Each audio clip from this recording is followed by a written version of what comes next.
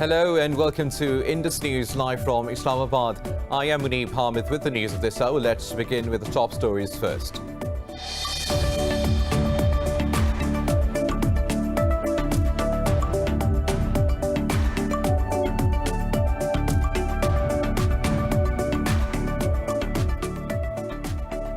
In India, over 1,100 people have died and more than 93,000 tested positive for COVID-19 in the past 24 hours. The country's death toll has climbed to nearly 88,000, with almost 5.5 million people infected by the new coronavirus.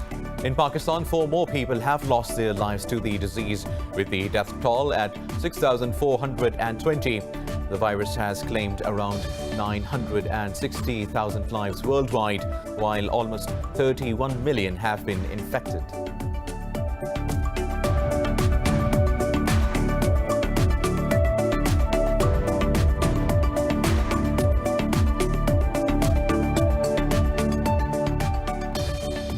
China has rejected the United States' unilateral announcement of UN sanctions on Iran. In a letter to the Security Council, China's envoy to the UN, Chang Jun, called the US decision as illegitimate and void. Chang said the Security Council has already voted against the snapback mechanism's invocation against Iran. The United States has called on all sides to significantly reduce violence in Afghanistan amid the ongoing peace negotiations in Doha. US Special Envoy Zalmay Khalilzad said rise in fighting is regrettable as Afghans, including many civilians, are losing their lives. Meanwhile, the Taliban said negotiating teams of the two sides discussed the working principles of the forthcoming meetings. Spokesman Dr. Mohammad Naeem said it is hoped a consensus with Kabul will be reached on the remaining points in the next meeting.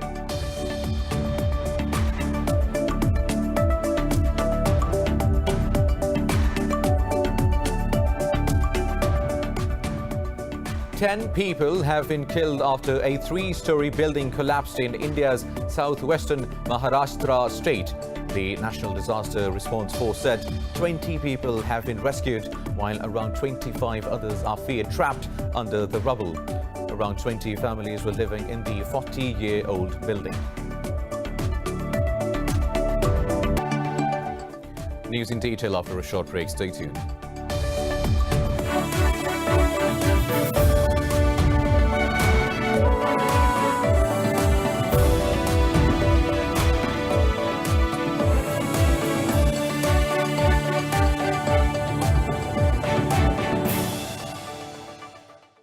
Welcome back. Now let's have the news in detail. We start from India, where over 1,100 people have died and more than 93,000 tested positive for COVID-19 in the past 24 hours. The country's death toll has climbed to nearly 88,000, with almost 5.5 million people infected by the new coronavirus. The virus has claimed around 960,000 lives worldwide, while almost 31 million people have been infected. More details in this report. The rising number of coronavirus infections has once again put the governments across the world in a chaos. London Mayor Sadiq Khan says fast action is needed to halt the worsening spread of COVID-19 in the city as cases spike.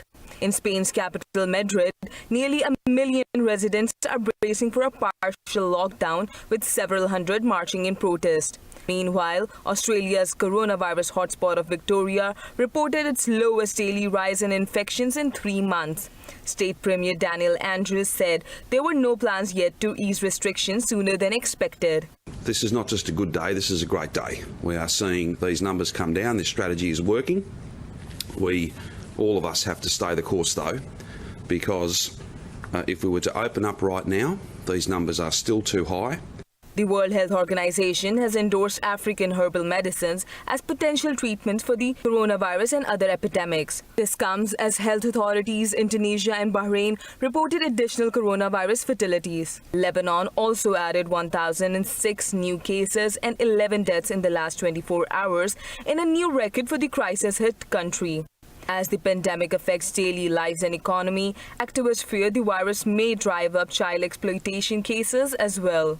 But the biggest threat is that millions of children may fall back into slavery, trafficking, child labor, child marriages.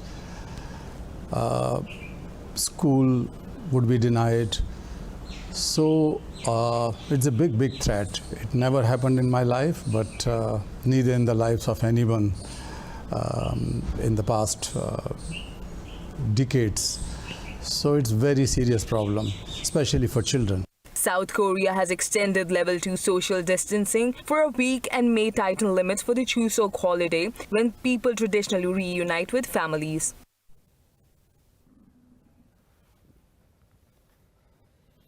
Meanwhile, clinical trials of the new coronavirus vaccine proposed by a well-acclaimed international company will start in Pakistan this week. Chairman of the Prime Minister's Task Force on Science and Technology, Dr. Ataur Rahman, says International Centre for Chemical and Biological Sciences in Karachi has been approved for conducting the vaccine trials. Dr. Rahman said the COVID-19 vaccine will be available in the country next year between April and June, depending on the success of the trials. Meanwhile, 4 people have died from COVID-19 in the last 24 hours, bringing the country's death toll to 6,420. The Health Ministry says 633 people have tested positive for the virus overnight. It said the country has 7,015 active cases with over 306,000 total confirmed cases. The ministry said over 292,000 people have recovered so far.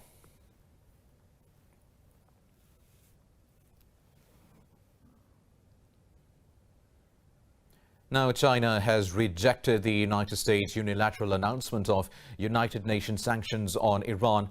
In a letter to the Security Council, China's envoy to the United Nations, Chang Jun, called the U.S. decision as illegitimate and void.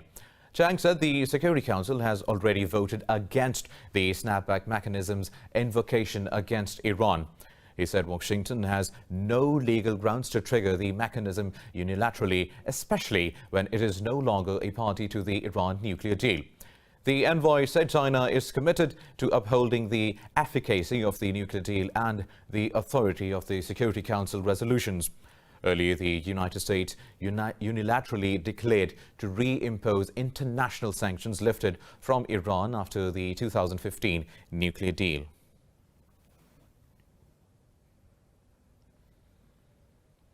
The United States has called on all sides to significantly reduce violence in Afghanistan amid the ongoing peace negotiations in Doha. United States Special Envoy Zalmay Khalilzad said rise in fighting is regrettable as Afghans, including many civilians, are losing their lives.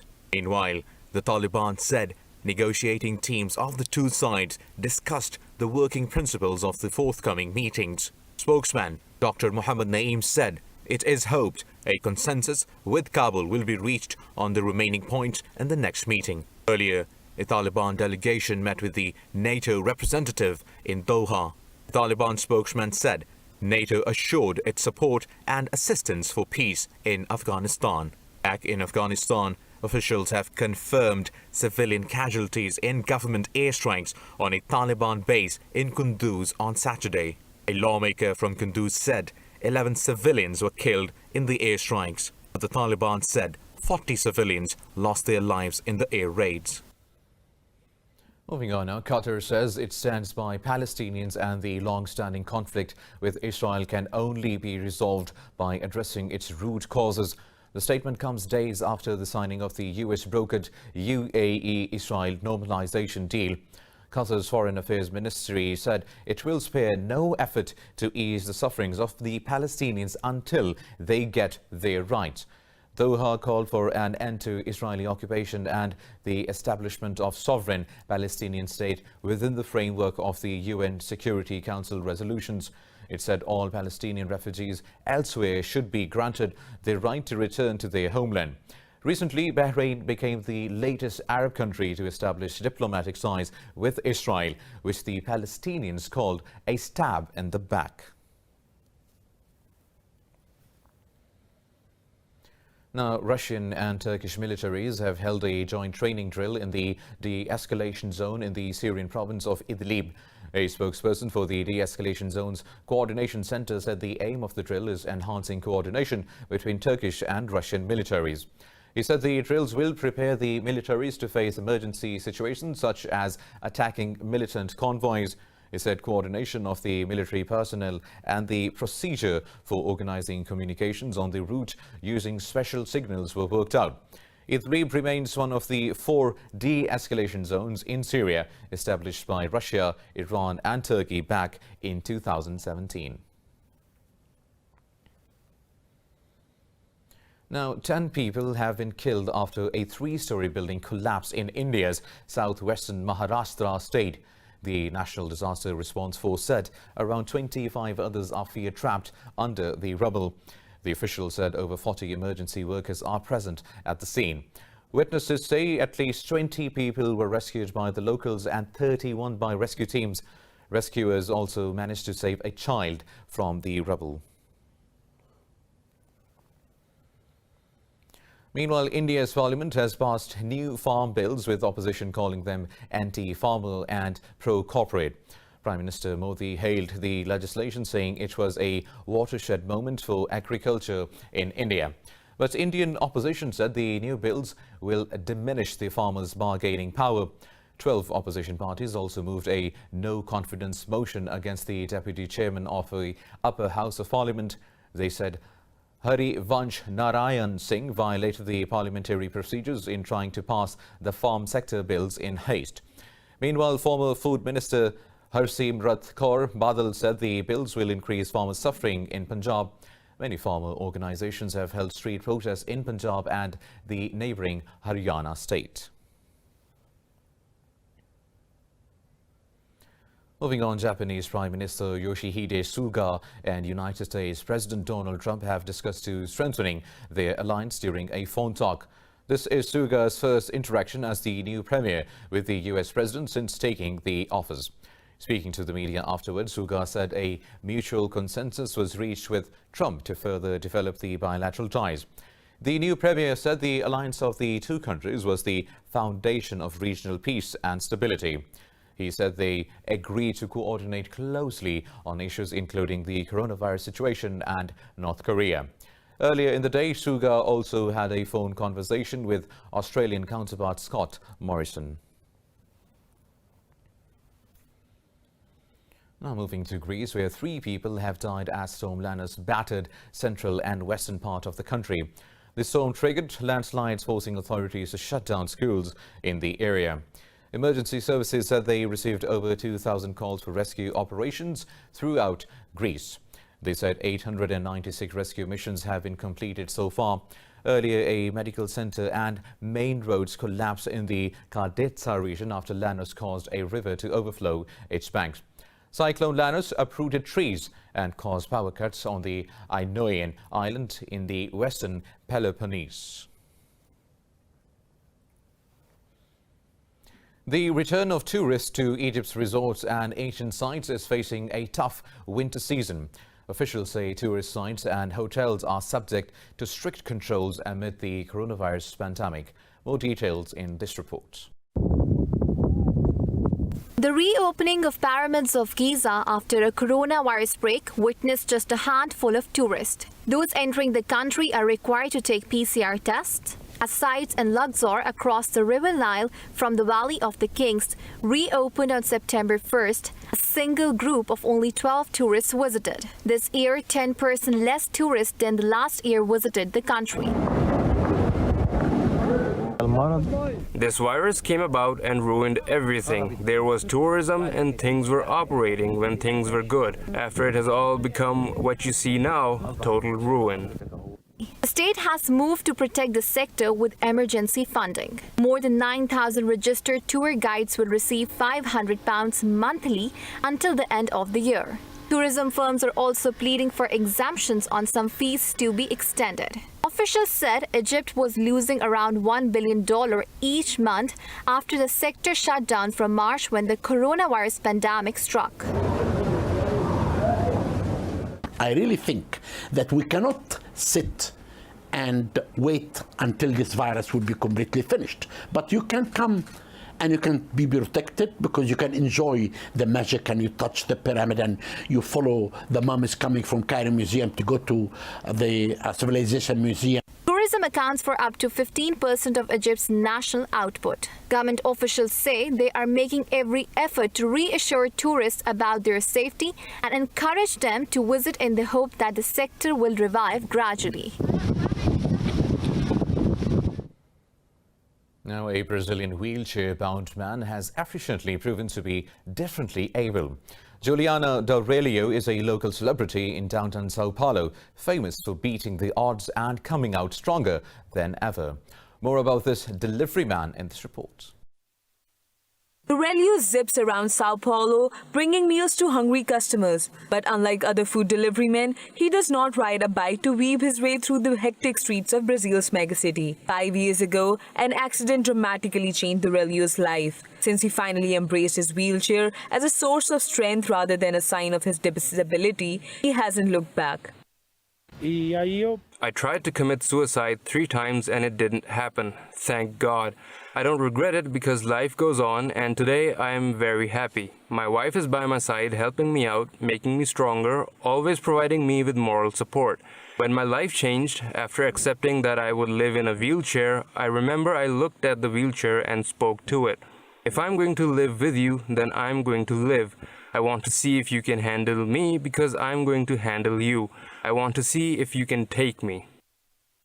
Aurelio says he raised about $2,200 to adapt his motorbike to fit his wheelchair and in preparation for his job as a delivery man. He has been delivering food for some 6 months now, just about when the pandemic brought much of Brazil to a halt. But he is thankful for the daily grind of his job for getting him through tough times economically and emotionally. The job of a delivery man is not made for us wheelchair users. I am in this situation today working as a delivery man, overcoming obstacles, overcoming challenges. Because us wheelchair users are not useless. We are not disabled, we are able to do things, we are capable of everything. We just have to run after it. The delivery man says he has never been discriminated against and nobody has ever treated him disrespectfully. He is not getting too rich, but his life has been on the up. It's time for a short break. We'll be right back.